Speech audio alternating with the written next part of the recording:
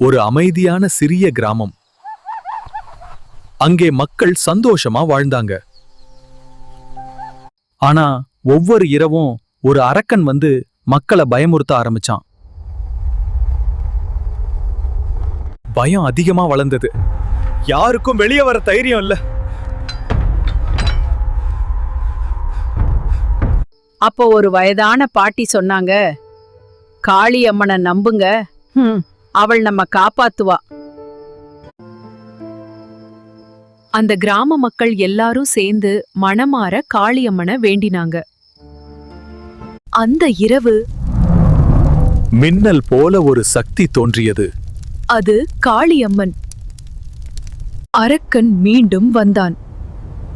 ஆனா இந்த முறை காளியம்மன் அவனை எதிர்த்து நின்றாள்.